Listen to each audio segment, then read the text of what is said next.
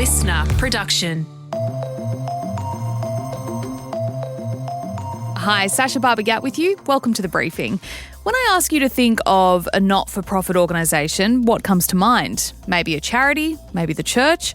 What about major sporting codes? And that means one thing: no taxes. We explain the perfectly legal way the NRL and AFL are able to avoid the taxman in Australia in the second half of this episode.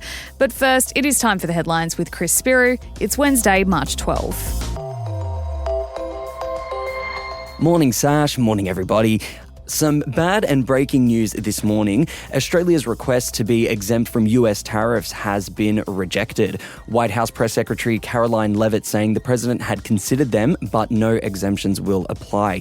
She went on to say Australia would have to consider moving steel manufacturing to the US to be exempt, as the priority was American first steel. The Albanese government had been locked in meetings with US counterparts ahead of the tariffs coming into force this afternoon, our time, but those efforts have clearly been unsuccessful. Yeah, Donald Trump has been on a tariff spree since returning to the White House in January, slapping the taxes on imports from a range of countries, most notably up until now Canada, Mexico and China. He says the levies will boost US manufacturing and protect jobs, as well as raise tax revenue and grow the economy. So we will see a 25% tariff applied to our metal exports headed for the US, and that could also expand to include agriculture and pharmaceuticals in the coming months. And this, of course, comes as the US president announced an increase to his steel and aluminium tariffs on Canada from 25% to a whopping 50% after the Ontario Premier threatened to suspend electricity exports to 3 US states. He made that threat. The president saw that and has an obligation and a responsibility to respond accordingly and represent the interests of the American people. So he has made the decision to add a 25% tariff. White House Press Secretary Caroline Leavitt there. Ontario has since caved and agreed to suspend its 25% surcharge on electricity exports to Michigan, Minnesota and New York. Yeah, so Trump will claim that as a win, that his big threat, 50% tariffs is insanity. Yeah. So he'll claim that as a win, that he managed to negotiate, but it's not even negotiating, it's bullying tactics. That's what he's doing, and it's proved successful in this case. Look, in terms of the impact for Australia for these tariffs on our steel and aluminium exports, look, we will see reduced demand and local manufacturers will lose money. However, there are 3 factors that will likely limit the impact of how bad this will be. So the first one is that US manufacturers will continue to buy imported metals, and that's because they have no other choice. Because as much as Trump is saying that these moves will boost local manufacturing, that takes time. It doesn't happen overnight. So in the meantime, manufacturers in the US will still have to buy products from places like Australia. Look, the second factor that will lower the impact is the fact that the US isn't actually a huge market for Australian steel and aluminium. And thirdly, if major markets like China and the EU enact retaliatory tariffs on US metals, this could also make Australian metals more competitive in those markets. So there are a few factors here that, while this isn't good news, it's maybe not all doom and gloom. And look, as well, just while we're on Trump, we did yesterday deep dive this idea of a Trumpcession. There's all sorts of fears in the US that they are headed for a recession, and that's caused by a lot of Trump's big policies that he's rolling out. Tash spoke to Scott Phillips from the Motley Fool. That's in your feed right now, and we'll pop it in the show notes too.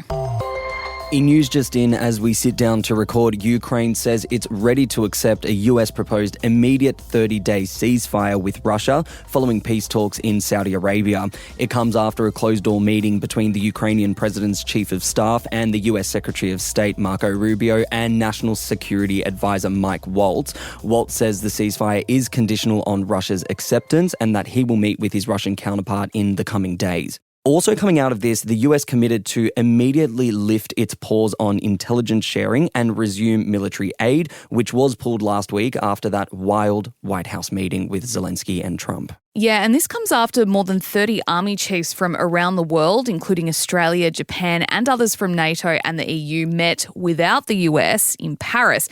Now, little is known just yet about what exactly went down in this closed-door meeting. We do know they were there to discuss the creation of this international peacekeeping force, or a coalition of the willing, as it has been branded, and that would hit the ground once a ceasefire with Russia was established. Troop sizes, locations and military options in the event of a breach of the ceasefire were on the table, as well as other feasible security solutions without US backing. Meantime, Ukraine has launched its largest drone attack on Moscow since Russia's invasion in 2022, which has killed 3 and injured over 20 others. It's Kyiv's way, Sash, of showing it can also land a major blow, and that's following Russia's missile and drone strikes over the weekend, one of which killed 14 people in Ukraine. Yeah, and it's just sad to see this continual loss of life when these ceasefire talks are happening. It's just, it's quite interesting living through this time and seeing what's happening in Gaza. Same thing. There's people trying to mediate an end to a war while, bombs are still being dropped on Gaza. And we're seeing the same thing in Ukraine. Really, weird times to be living in, to kind of see it all play out in front of our eyes. I wanted to go back to the peacekeeping issue because it's really interesting that Australia is kind of in these talks. We know that the coalition hasn't been 100% on board. What more do we know about that? Yeah, that's right. Like you mentioned, the coalition isn't entirely on board. Peter Dutton last week kind of came out to say that this is a Europe issue. This isn't an Australian issue. We should be really focusing on regional interest, not things that are happening in Europe. Senator Bridget McKenzie has, slammed Albanese last week when this idea of the international peacekeeping force was floated. She called him reckless and said he's inexperienced in foreign policy, saying, why are you having these discussions about peacekeeping troops when there is no peace? Well, now it looks like there's a ceasefire on the table. Coming out of Paris, we know now that this alliance and these troops won't be hitting the ground until a ceasefire has been agreed on. So kind of, silencing the critics there a little bit. And I do want to return to a follow-on from yesterday. Foreign Minister Penny Wong has dismissed threats from the Russian embassy in Canberra, saying Australia won't be intimidated by warnings against a potential role in these peacekeeping forces. She said, our message to Russia is to end your illegal invasion of Ukraine, and we won't be intimidated from working towards a just peace for the people of Ukraine. I mean, now it finally feels like we're getting somewhere with these peace talks, and I know a lot of people are hopeful, including countries like Poland, who are terrified of what could happen if peace talks fall over. The Queensland Premier has declared the worst of ex-tropical Cyclone Alfred is over. The rainfall is easing, rivers are receding, and the threat of heavy rainfall is disappearing. And with that comes the step from response towards recovery. The weather event, while not as bad as first feared, has delivered mammoth rainfall totals across southeast Queensland and northern New South Wales, causing flooding, while hundreds of thousands of people lost power. Now, in terms of the recovery, the cleanup is just starting to get underway, like literally just starting, and it is still too early to know what exactly the cost of that will be. However, early estimates suggest the insurance bill could be upwards of $2 billion.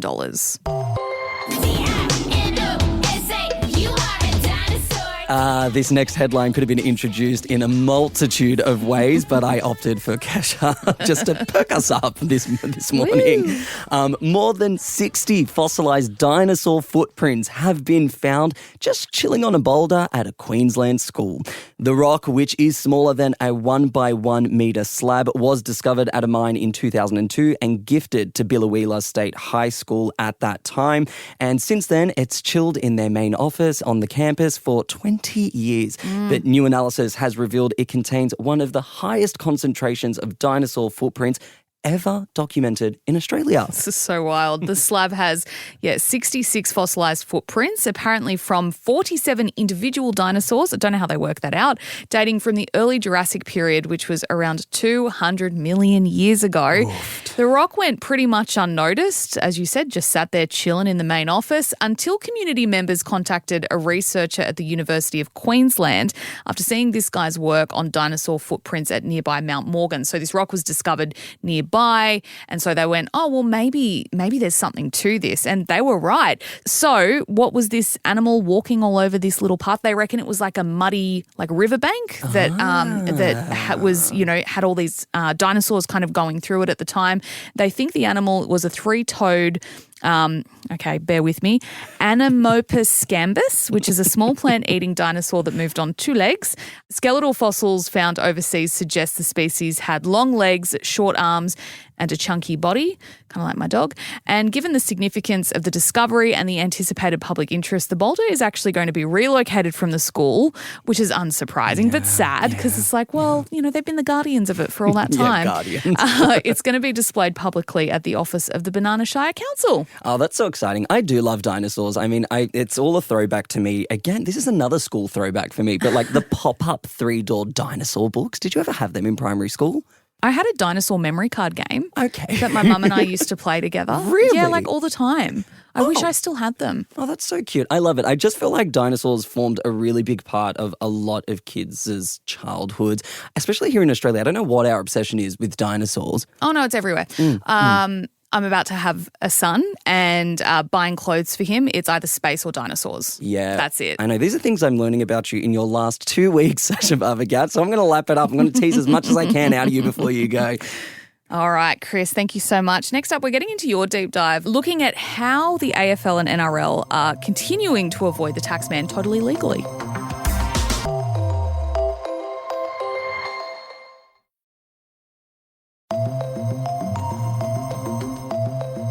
Hey, Chris Speary here. Hello again. Do you think Australia's major sporting codes, I'm talking the AFL, NRL and Cricket Australia, should be paying income tax? If you answered yes to that question, it might surprise you to learn that they're all legally classed as not-for-profits, or NFPs, and that means they don't. There are all sorts of regulations set out by the Australian government that govern NFPs, and within those sit professional sport. Despite posting billions in revenue, they're exempt from paying tax as long as they adhere to certain rules. And for sport, that means they have to encourage or promote the game. That's it. This might feel like it makes more sense for community clubs or amateur leagues, but does it pass the pub test for our huge professional sporting bodies? And maybe before answering that question, consider this. The NRL CEO earns $1.6 million a year, and the AFL chief near doubles that with a salary north of $3 million. The waters get even muddier when you consider how much money these bodies make from betting agencies, as much as $30 million for the AFL and $50 million for league. Then let's factor in their lucrative broadcast deals, membership fees, and of course their licensed venues, most of which are filled with pokies. In the case of the NRL specifically, those venues generate around $40 million a year. With all of this said, some critics are suggesting it's high time to rethink the model. So we're asking, should the footy codes be paying tax in Australia? Dr. Matt Nicol is an expert in sports law from Central Queensland University, and he's the authority on this subject. He joins me now. Matt, welcome to the briefing. The AFL posted a profit of $45 million in 2024, the NRL $62 million. How are both these bodies claiming they are not for profit? So under the Income Tax Assessment Act, there's an exemption for sports from income tax if the sport promotes or encourages sport.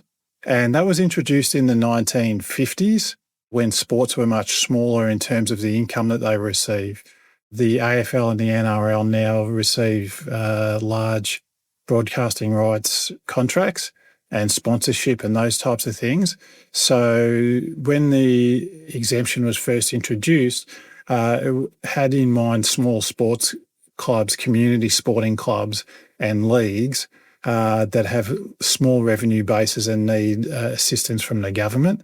And the law hasn't been changed in the last 20 or 30 years since revenues have increased significantly. I think the AFL in 2023 had $1.04 billion in revenue, and the NRL last year had about $740 million in revenue. So the law's a little bit behind the practices in sport and the revenues in sport. Would you go as far to say these sporting codes are taking advantage of a legal loophole, or is this simply the legal system lagging? No, I don't think the AFL and the NRL and other sports are taking advantage of a loophole. The exemption's been there since the 1950s, and I think that they're working within the confines of the taxation law system. I think that there's things that the government could do. They could look at an unrelated business income tax, which is what not-for-profits have in America, where the profits that are related to things like gambling revenue or investment, that aren't related to the promotion of sport and the charitable function of the organisation are taxed. And in 2011, the Gillard government looked at doing that, but that was shelved by the Abbott government when there was a change of government in 2014. The other thing that the government could look at doing is what happens in New Zealand. In New Zealand, sports are charities to get the tax exemption, and the exemption only applies to amateur sport. So it sounds like in the US and New Zealand, we have a kind of taxation framework that allows for this to not happen. Would you say the current legislation that we have in Australia passes the pub test, especially given obviously this cost of living crisis that we're living through, and tax the rich is something that's being thrown around a lot? Do you think the current way that sports are carved out and exempt from this passes the pub test? I think it's a little bit difficult when you're looking at the reliance on the gambling industry for income. So both the AFL and the NRL receive money from the gambling industry, the sports gambling industry, for bets that are made on their sports. So the AFL and the NRL don't disclose how much money they receive from the sports gambling industry, but it's been reported that it's $20 million for the AFL and $30 million a year for the NRL. And then there's a number of clubs that have poker machines. In New South Wales, Rugby League receives significant monies from poker machines. Both community sport and also the NRL clubs receive millions of dollars from poker machines under New South Wales government legislation. So I think it's a little bit hard to justify the tax exemption when you look at the sports gambling income and just the overall revenues that the leagues have. And to be clear, the monies that are derived from those economic activities are also not taxed. They're not taxed, no. And so how do you think, if we were to reform the legislation in the way following the US or following New Zealand, what sort of impact do you think that would have on sporting codes here in Australia? Well, I think it would force them to spend money on promotion and encouragement of sport. Because they're not registered charities under the charities legislation, they're treated as not-for-profits. They don't have shareholders. They don't pay dividends or anything like that.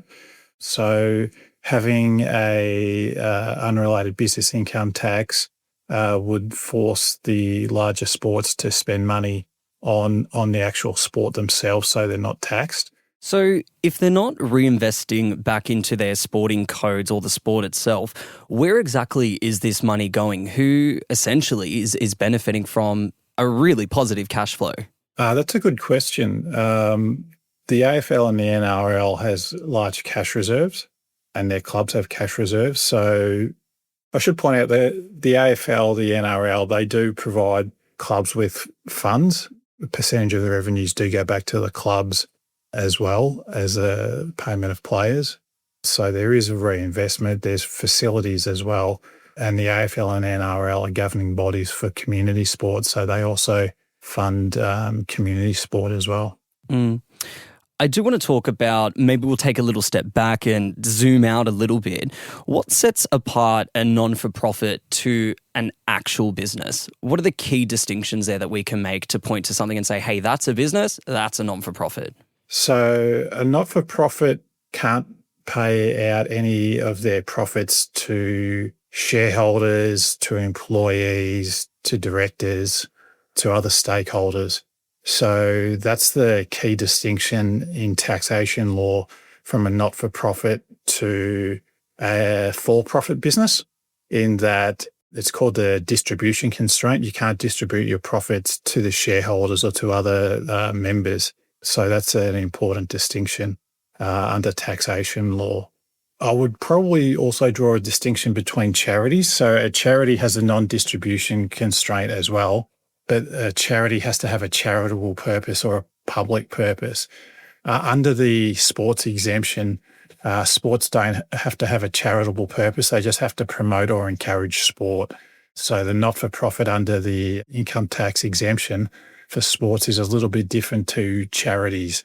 If a sport was a charity, then they may not be able to receive money from the gambling industry potentially. This is a story that in some ways has got a bit of a mixed reaction online. A lot of people are jumping out to talk about charities and churches who also benefit from tax exemptions in this way. Why do you think sports are receiving particular attention and a bit more criticism versus those other bodies? Well, their charities, I think, is a distinction to make. So they have to have a public purpose. Most universities in Australia are charities as well, and they have, large incomes, many of them as well. So there's potential criticism there. But again, the distinction is that you're looking at charities versus not-for-profits, and all the AFL has to do, or the NRL, to obtain the tax exemption is to promote or encourage sport. They don't need to have a charitable purpose or a public benefit is the key distinction between a charity and a not-for-profit such as a sport. Matt, thank you so much for joining us on The Briefing. No worries. Thanks for having me. That was sports law expert Dr. Matt Nichols speaking with me there. Fascinating to hear how these sporting codes pay zero income tax and that it's perfectly legal. Interesting to see whether some of this will come up in Parliament anytime soon. I doubt it though.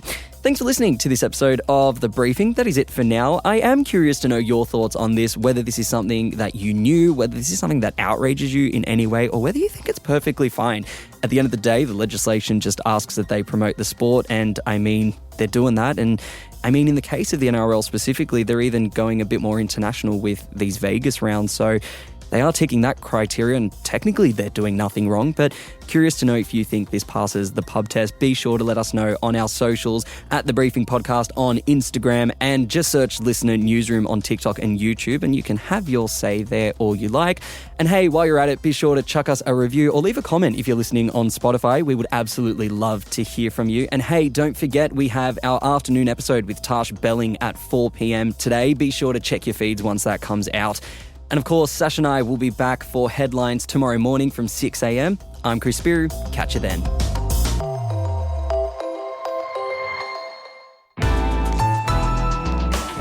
Listener.